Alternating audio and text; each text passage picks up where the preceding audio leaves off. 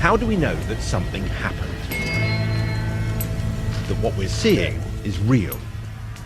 That we're not being fooled by fate? The inflationary universe could push the limit of our understanding back to the very first moments of the very first second. But how could we ever test it? How could we peer into the birth of creation? TV static holds a clue. 1% of the static on this screen comes from light from the Big Bang. Some TV trickery is pretty familiar to us. This technology, green screen or color separation overlay, has been around in some form for decades. It allows us to convincingly give real people backdrops of virtual worlds for them to interact with. However, we're about to cross the threshold into a new world. Engineers will have to design lighting systems that mimic the patterns on the surface. But even these artificial means don't go far enough. It is important not just how much light you get, but when you're getting the light and what kind of light you're getting. In the Light Research Center's lab, a test measures light's effects on brain activity.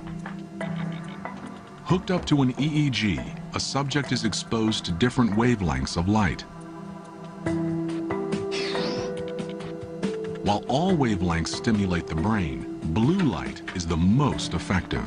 The reason why we're working with blue light is because we have shown that the circadian system is maximally sensitive to blue light. That may be because the color of the sky has programmed our brains to respond to the blue wavelength of visible light. RPI has found that the need for blue light is so ingrained into human DNA that it only takes a small amount to trigger alertness.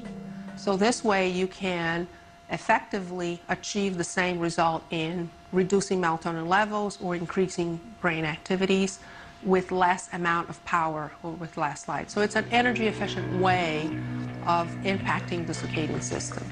That energy savings would preclude the city from having to bathe common areas in blue light or from running ultra-hot lights to simulate sunlight. Instead, residents could take a more personal approach.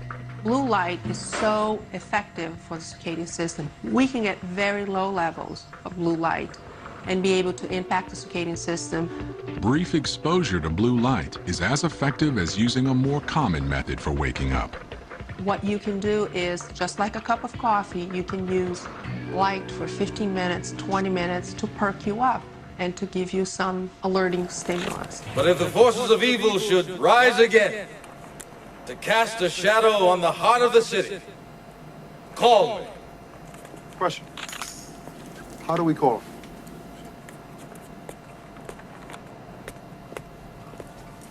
He gave us a signal.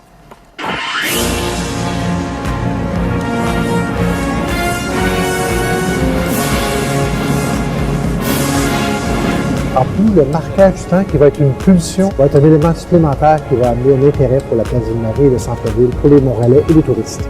Cet édifice derrière a été le plus beau de Montréal quand il a été construit. Et ce qu'il y a d'extraordinaire, c'est qu'à partir de ce soir, il va être encore plus beau parce qu'il va être illuminé.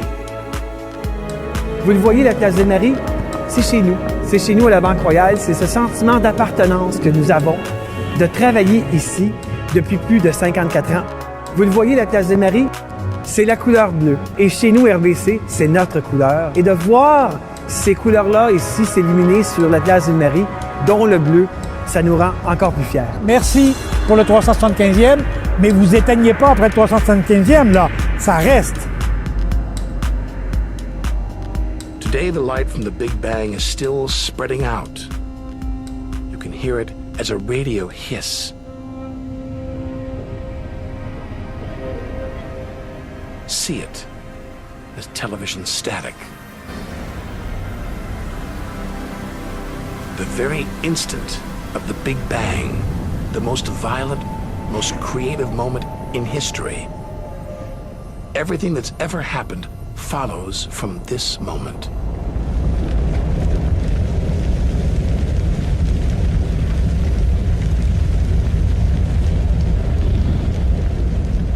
Every religion, every culture has pondered it.